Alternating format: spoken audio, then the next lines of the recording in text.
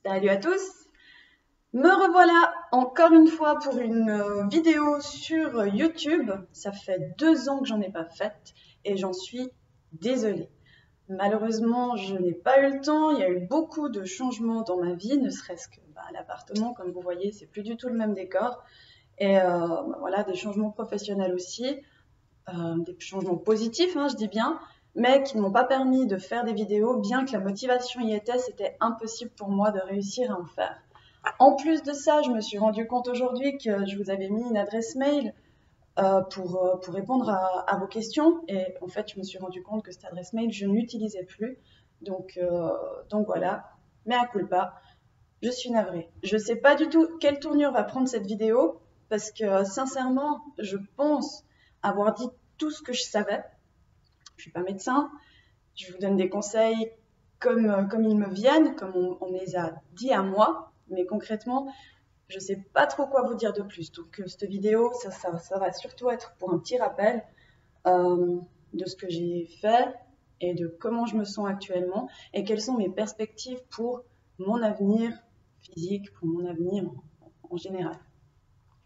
Donc une petite présentation de moi. Je m'appelle Déborah. Maintenant j'ai 29 ans. J'ai fait l'opération, j'avais 25 ans, c'était en 2013. Euh, J'habite en Suisse, précisément vers Lausanne. Et, euh, et je suis agente de détention depuis une année environ. Avant ça, je travaillais plus dans les bureaux, mais j'étais toujours avec des appareils photo, j'étais médiamaticienne en fait. Ce qui me demandait aussi d'être souvent debout, donc c'était aussi un petit peu physique. Mais là, agent de détention, c'est encore plus physique. Bref, on passe ce petit chapitre. Et je vous explique donc que j'ai fait l'opération en 2013, en décembre. Euh, L'opération s'est très bien déroulée. J'ai été là-bas hospitalisée du mercredi au samedi. Mercredi, jeudi, vendredi. Ça fait 4 jours en tout. Je suis sortie samedi matin. Et puis, euh, et puis voilà. Alors, je vais essayer de reprendre quelques questions que j'ai retrouvées qui datent de 2015, mais au final, les questions que j'ai retrouvées qui étaient plus actuelles se ressemblaient beaucoup. Donc voilà. Donc à l'époque, je pesais 108 kg 800, j'avais un IMC de 38. Sachez qu'en Suisse, l'IMC recommandé pour faire l'opération est de 35. Tout est pris en charge par l'assurance maladie à partir de 35 d'IMC. Voilà. En tout cas en Suisse. Quand je dis prise en charge, ça veut dire qu'on a une franchise qu'on doit payer. On paye, ça dépend à combien est notre franchise. Mais sinon, tout le reste est pris en charge parce qu'il faut savoir que c'est quand même pas mal cher. C'est dans les 25 à 30 000 francs. En tout cas, c'est ce qu'ils m'ont envoyé comme récapitulatif de toute l'opération. Voilà. Alors, comme je disais, je ne sais pas trop comment ça va se passer. Je vais relire mes questions en même temps et on verra ce que ça donne. Alors, j'ai une fille qui me disait qu'elle était ambulancière, qu'elle avait un travail très physique et elle me demandait quand est-ce que j'avais repris le sport. Le sport, je l'ai repris, j'ai commencé le fitness au bout de 3 mois. Quand je dis recommencer le fitness, ça veut dire que je faisais les bras, les jambes, mais je ne faisais pas les abdos à cause des cicatrices. Ça, c'est la première chose. J'ai commencé à faire des abdos au bout d'environ 4 mois. 4 mois et demi, c'était à peu près ça. Le travail, je l'ai repris au bout de 6 semaines. C'est 6 semaines minimum. En tout cas, en Suisse, de nouveau, je précise bien que je suis en Suisse et que je ne connais pas comment ça se passe pour les autres pays. En Suisse, on a 6 semaines d'arrêt où on est obligé d'être à la maison et alité. Il ne faut pas oublier que pendant le premier mois, j'ai mangé du liquide. Enfin, c'était liquide, c'était mixé. Je faisais je mixais des aliments, je les mettais dans un bac à glaçons, je mettais ça dans le congélateur et puis je décongelais chaque petit glaçon et je mangeais la quantité qui était un petit glaçon, quoi. C'est tout. Après l'opération, j'ai perdu des cheveux, oui, mais j'ai pas perdu tous mes cheveux. Ils sont toujours là. Il faut savoir que j'ai des origines africaines, j'ai vraiment une grosse masse de cheveux. Donc oui, je voyais mes cheveux qui partaient, mais je ne suis pas devenue chauve. Loin de là. J'avais toujours autant de cheveux. c'était cool. Mais voilà, je voyais bien qu'il y avait des touffes, j'ai pris du zinc, et puis voilà, c'est le stress post-opératoire, comme on appelle ça. Et puis après, au fil des mois, au bout de 6 mois environ, tout allait bien, pour moi en tout cas. Voilà. Comment je mange après l'opération? Enfin, comment je mange après l'opération? Comment manger après l'opération? Voilà, c'était ça la question. Bon, maintenant ça fait 4 ans que j'ai fait l'opération. Les quantités que je mange varient beaucoup. Mais quand je dis varie beaucoup, ça veut dire que je peux manger, je sais pas, je vous donne un exemple, deux sticks, 2 nuggets, comme je peux manger la moitié d'un plat. Mais ça, c'est le grand maximum, c'est la moitié d'un plat. Sinon, de nouveau, même après 4 ans, je me sens toujours ballonnée et avec une envie de vomir. Mais ça arrive très rarement parce qu'au bout de 4 ans, on connaît son corps, on sait comment est-ce qu'on doit réagir face à ça et on n'a plus du tout normalement tendance à dépasser en fait cette limite, tout simplement. Alors, est-ce que je mange comme mon entourage? Oui, je mange totalement comme mon entourage. Je vais au resto avec mes amis je mange la même chose qu'eux, mais en plus petite quantité. Ce qui est cool pour eux parce qu'au final, je paye un plat, mais c'est eux qui le mangent, en tout cas une partie. Je bois du vin aussi, je bois de l'alcool sans aucun souci. Je n'ai pas de problème avec ça, ni de problème d'alcoolisme d'ailleurs, mais je bois aussi de l'alcool sans aucun souci. Le gazeux, j'ai jamais été fan du gazeux, c'est pas quelque chose que j'affectionne beaucoup, en fait, j'ai jamais trop été fan, mais ça m'arrive de boire une bière sans aucun souci, ça me fait rien de particulier à l'estomac. Euh, Est-ce que je sens quelque chose sous la peau? Je ressens absolument rien. C'est comme si j'avais toujours été comme ça, entre guillemets. Euh, j'ai pas de, j'ai rien en fait. C'est mon estomac, c'est mon ventre, et puis de ce côté-là, il n'y a pas de souci. Euh, Mon ressenti avant et après l'opération. Avant, j'étais grosse. J'avais du mal avec mon image de moi.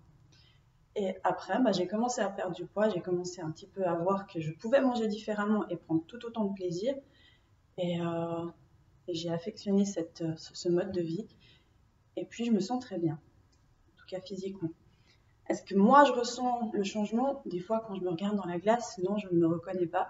Mais quand je regarde la première vidéo que j'ai faite, je ne me reconnais pas non plus. Donc, des fois, c'est un petit peu compliqué de ce côté-là, tout en sachant que après, quand je me regarde, je me dis, ah ouais, c'est bien toi, et puis tu as réussi à faire tout ça par toi-même, avec l'aide de l'opération évidemment, mais l'opération ne fait pas tout. Il faut aussi, que ce soit un travail sur soi. C'est un travail personnel qu'on fait tous les jours, malgré tout. Je ne sais pas si ça part un peu en cacahuète mes explications, mais je suis un peu stressée. Après 2 ans sans être face à une caméra, ça me stresse un petit peu, je dois avouer. Comment expliquer à nos proches notre envie de changement? Alors, j'ai eu beaucoup de chance car j'ai été accompagnée à ce moment-là. Mes parents, ils ont été derrière moi dès le début parce qu'ils ont compris que, voilà, ils m'avaient payé plein de diététiciens, plein de cours, plein de moyens de faire des régimes et rien n'avait fonctionné. Euh, le gros, enfin, si j'ai fait l'opération, c'était vraiment à cause de cette grosse prise de poids que j'avais eue due aux médicaments que je prenais pour l'épilepsie, c'était la dépakine. Et voilà, tout le monde a vu que j'étais pas bien dans mon corps, bien que je rigolais beaucoup, que j'étais très extravertie. Au final, c'était juste une carapace parce que je me sentais pas bien dans mon corps. Donc, n'ayez pas peur de dire à vos proches que ça va pas, enfin, que vous allez faire l'opération. C'est pas une honte de faire l'opération. Loin de là, moi je trouve que voilà, c'est un peu un ultime effort que vous essayez de faire pour vous sentir bien dans votre peau. C'est tout. Il faut pas avoir honte de vouloir le cacher. J'ai souvent eu des mails qui me disaient, qui cachaient à ses proches qu'ils avaient fait l'opération et comment faire. Enfin, ça sert à rien. Voilà, c'est pour vous, c'est personnel. Si vous ressentez le besoin de la faire parce que vous n'arrivez plus à être vous-même, parce que vous n'arrivez plus à vous regarder dans une glace, vous n'arrivez plus à marcher, voilà, faites l'opération. N'ayez pas peur de le dire. Au final, ça vous appartient Et il ne faut pas avoir peur des jugements. Enfin, je sais pas, c'est un avis personnel que j'ai, c'est que au final, vous ne le faites pas pour les autres, vous le faites pour vous-même. Donc voilà. Pareil pour les jeunes filles qui sont encore mineures et qui m'écrivent. Ça, par contre, bah, évidemment que vos parents ont quelque chose à dire. Et ça, je ne peux pas aller contre ça. Hein, mais si vraiment vous avez tout essayé et puis que ça devient problématique au niveau maladie physique, je pense que ben voilà, il faut essayer d'envisager cette possibilité. Bien qu'à 16 ans, c'est peut-être un petit peu tôt. Mais voilà, ça c'est un avis personnel. Il faut aussi voir aussi avec ses parents. J'ai eu de la chance parce que mes parents étaient aussi derrière moi à ce moment-là. Quand je dis mes parents, c'est mes amis aussi qui étaient derrière moi à ce moment-là. J'avais 25 ans et j'avais déjà essayé pas mal de choses. Bien que, dès mon jeune âge, j'ai toujours eu des problèmes de poids. Voilà. À partir de quand j'ai constaté le changement?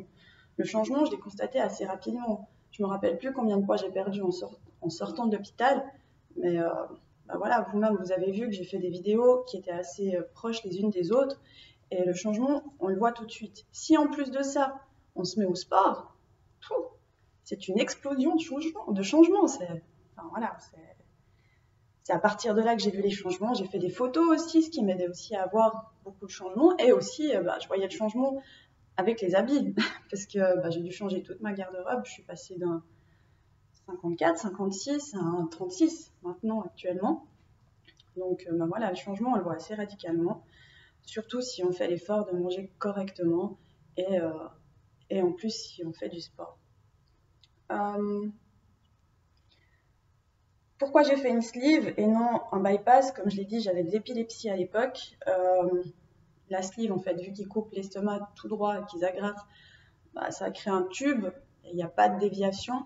Donc, c'était pour éviter la malabsorption du médicament. Le choix de l'opération, c'est pas moi qui l'ai prise, c'est le chirurgien qui a décidé de le faire à cause de cette épilepsie. Épilepsie qui n'est plus. Après l'opération, il y a une année et demie ou deux, je suis allée voir un neurologue qui a refait tous les examens et bah, je ne dois plus prendre de médicaments pour l'épilepsie. Je ne suis plus considérée comme épileptique, ce qui est une bonne nouvelle. Voilà. Les vomissements. Comme je disais avant, les vomissements, peut-être que j'en ai tous les 6 mois et c'est vraiment parce que soit il y a un aliment qui passe un peu moins bien, qui est un peu trop acide ou un peu trop gras, mais sinon j'en ai plus trop.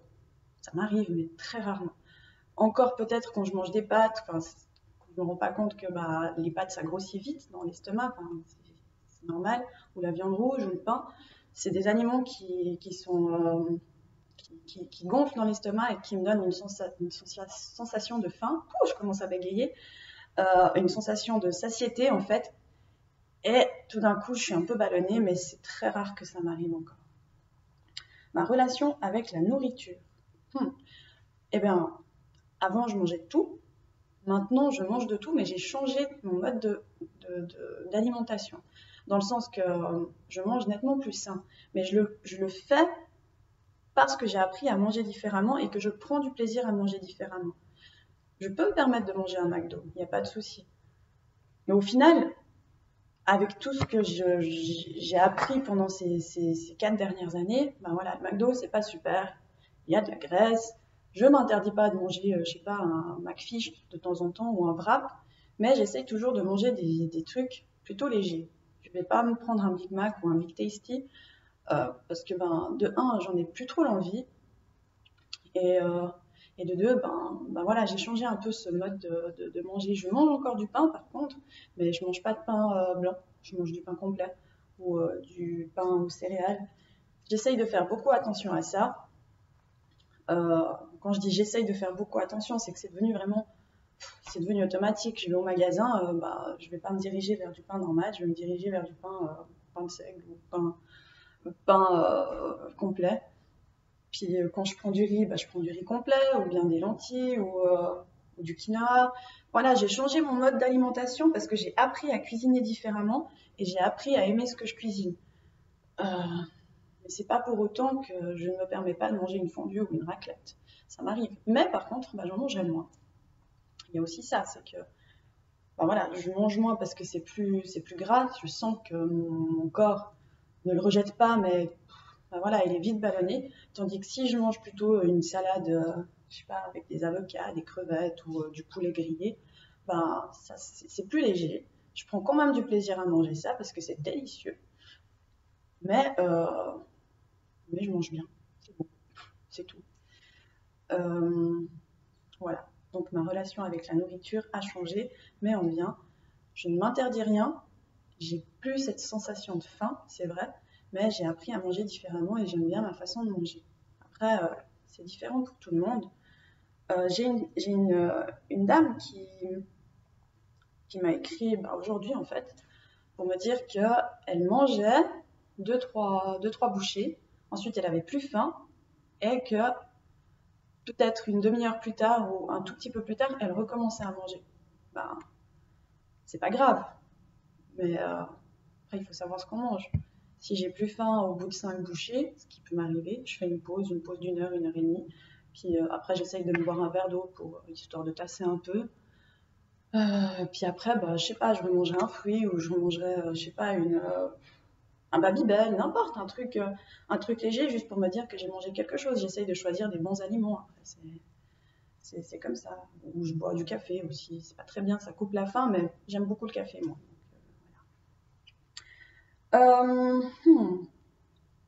La peau flagada. Il y avait une fille qui avait peur de la peau flagada. Faut pas avoir peur de la peau flagada. Mais après, tout dépend du métabolisme des gens. J'ai eu beaucoup de chance parce que j'ai pas eu la peau flagada. Parce que mon corps, ma peau était encore assez tendue. Et du coup, j'ai eu beaucoup de chance sur ça. Mais voilà, j'ai fait beaucoup de sport aussi et ça m'a beaucoup aidé. Quel sport je pratique? Avant ça, juste pour non, en fait, non. Quel sport je pratique? Donc, moi, quand j'ai commencé après l'opération, j'ai fait du fitness. Ensuite, j'ai fait 3 ans de pole dance. Et maintenant, j'ai arrêté la pole dance et je me suis mise à la boxe thaï. J'ai toujours ma barre de pole dance chez moi. Mais bon, voilà, la boxe thaï, c'est surtout un sport de combat et puis ça me sert aussi dans mon travail. Et beaucoup de cardio aussi et beaucoup de gainage, beaucoup de muscles. On voit petit dessin là, ça se dessine petit à petit. Je continue la pole dance par passion chez moi. Mais après, tout est aussi une question de budget. Et voilà. Maintenant, si vous habitez en Suisse et que j'ai une personne qui me demande peut-on passer directement par un chirurgien sans passer par un médecin? Alors sincèrement, je ne sais pas. Je suis passée par mon médecin généraliste parce que c'était mon médecin depuis que je suis baby. Le spécialiste de l'obésité, j'ai eu de la chance d'avoir un rendez-vous assez rapidement dû à une annulation. J'ai une amie qui n'a pas eu de rendez-vous tout de suite avec ce médecin. Du coup, petite astuce, si ça ne marche pas dans le canton où vous vivez, essayez le canton à côté. Voilà, donc cette amie a été à Fribourg, puis là, elle a été prise 10 jours avant moi. Et voilà, tout s'est bien passé pour elle aussi, et elle est aussi contente du résultat. Voilà. Donc, depuis, j'ai perdu beaucoup de poids, effectivement. La dernière vidéo que j'ai faite, donc, pour rappel, je pesais 108 kg 800. Actuellement, non, avant, la dernière fois, 108 kg 800 quand j'ai fait la vidéo. Et la dernière vidéo que j'avais faite, je pesais 64 kg. Et maintenant, je pèse 59 kg 600, ce qui me fait une perte de 49 kg 200. Ça varie, des fois je suis à 59, des fois je suis à 60 kg 800. Enfin, voilà, après ça dépend de tout. Des fois je suis à 59 tout court. Ça fait une perte d'environ 50 kg. Je suis assez contente de cette perte. Je ne souhaite pas perdre plus, sinon je tombe dans l'excès, ce qui n'est pas c'est pas du tout ce que je recherche actuellement. Enfin, du tout en fait. Ce que je recherche maintenant, c'est surtout à gainer et à muscler. Et puis voilà, à continuer mon sport, à continuer de recommencer à courir et de continuer mon mode de vie actuel. je crois que j'ai répondu à toutes les questions. Non, je n'ai pas répondu aux questions concernant la maternité. J'ai 29 ans et je n'ai pas d'enfant pour l'instant. À l'époque, quand je m'étais lancée dans l'opération, enfin pour faire l'opération, le médecin m'avait dit qu'il ne fallait pas penser à tomber enceinte dans les 2 ans. Et bon, c'était pas le cas, je comptais pas tomber enceinte dans les 2 ans. Là encore, je ne compte pas tomber enceinte tout de suite. Mais en tout cas, 2 ans après l'opération, il faut éviter de penser à avoir des enfants. Et pour les personnes qui ont déjà des enfants et qui ont peur de faire l'opération car ça prend du temps, non, ça ne prend pas de temps de faire cette opération. Enfin, vous aurez une vie normale. J'ai une amie que je me suis faite grâce à YouTube, hein, grâce à mes vidéos, qui s'appelle Anita, qui a aussi fait la vidéo. Je lui fais des gros bisous d'ailleurs, parce que c'est elle qui m'a motivée aujourd'hui à faire cette vidéo. Et qui a aussi une petite fille et puis qui a réussi à tout faire correctement. Donc n'ayez pas peur, c'est pas quelque chose, c'est pas une contrainte de faire cette opération, c'est pour avoir une meilleure vie. De mon côté, je sais pas quoi vous dire de plus. Je pense que j'ai répondu à toutes les questions. Vous me posez souvent les mêmes questions. Moi, je vous conseille de regarder mes anciennes vidéos. Si je peux encore répondre à d'autres questions, je ne vois pas comment, parce qu'au final, je crois vraiment avoir répondu à tout. J'aimerais bien pouvoir vous aider plus et vous donner plus de conseils, mais je ne sais pas quoi vous dire de plus si vous ne me posez pas les questions. Concernant la nourriture, ben voilà, je mange de tout actuellement, je vis normalement. Concernant le sport, là avec mon boulot, c'est un peu, enfin voilà, je suis obligée quand même de me tenir en forme pour ce métier. Donc je fais beaucoup de sport. En tout cas, j'essaye, c'est temps un peu moins parce que j'ai moins de temps, mais sinon, j'essayais d'aller 3 à 4 fois par semaine au sport. Je faisais 3 fois de la boxe thaï par semaine, plus la pole chez moi, plus des abdos, plus... voilà, j'ai vraiment pris un autre style de vie qui changeait de mon style il y a 4 ans. Je regarde encore les vidéos d'avant, je me rappelle de comment j'étais avant, je vois les photos de moi avant, et je vois effectivement que voilà, je suis plus du tout la même personne, je suis vachement plus épanouie. Mon caractère a peut-être changé, parce que évidemment, ça c'est aussi une question que vous aviez, c'était les résultats physiques et les résultats mentaux. Physiquement, voilà, comme je vous dis, des fois je me reconnais pas, mais je suis fière de ce que je suis. Et mentalement, c'est sûr que on change. Oui, je vais pas mentir. On prend plus d'assurance. Des fois, ça peut être mal vu, certes, parce que voilà, on passe de quelqu'un qui était super extraverti, mais introverti quand même, parce que se cachait derrière cette apparence. Et tout d'un coup, on voit que c'est une autre personne. On est plus ouverte à la discussion, et puis du coup, ça peut faire peur. Mais l'important, c'est de savoir qui on est nous-mêmes et de faire en sorte d'avancer et puis d'être bien dans sa vie en général. Je suis bien actuellement et j'espère que toutes les personnes qui ont fait l'opération le soient aussi et que les personnes qui comptent le faire voient ces vidéos comme un coup de pouce, pas comme... voilà, j'essaye juste de vous aider et de comprendre, et d'essayer de vous faire comprendre que c'est pas impossible si vous avez trop de poids, qu'il n'y a plus d'autres méthodes. Voilà, c'est pas une méthode de simplicité parce que c'est pas simple de faire cette opération. C'est vraiment pour vous aider à avoir une meilleure vie. Mais c'est pas un miracle non plus. Vous avez besoin de faire aussi un électrochoc mentalement et de vous dire voilà, l'opération c'est cool, mais il faut suivre par la suite. Je fais ce genre de sport, il y a d'autres genres de sport, la marche, la natation, il y a plein de sports. Mais c'est vrai que c'est devenu pour moi un mode de vie et je le conseille à tout le monde parce qu'au final, ça détend, ça nous détend mentalement et voilà. Je vous ai tout dit, je crois.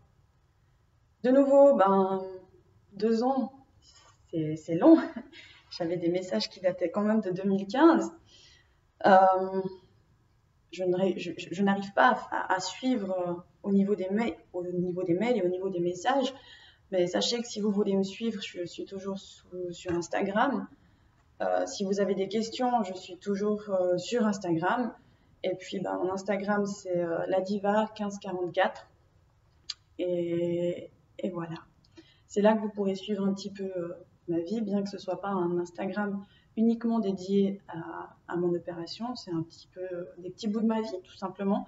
Et je tiens donc à préciser que vraiment, autant ma chaîne YouTube que j'ai axée sur l'opération, parce que c'était à l'époque ce que j'avais envie de vous partager. Mon Instagram, c'est aussi un peu un moment de partage, mais pas forcément uniquement sur le bypass. Mais si je peux répondre à des questions qui ont du sens pour moi, dans le sens que j'ai pas déjà répondu dans les 6 autres vidéos ou 7 autres vidéos, je le ferai volontiers dans un temps que j'espère pas très long. Mais c'est vrai que je prends du temps à répondre parce que voilà, j'ai un travail, j'ai une vie à côté et je ne passe pas tout mon temps sur mon Instagram ni sur les réseaux sociaux. Voilà, j'espère que ça va vous aider et j'espère que vous comprendrez pourquoi est-ce que ça m'a pris du temps de faire cette vidéo. Je vous remercie et je vous souhaite une excellente journée. Voilà!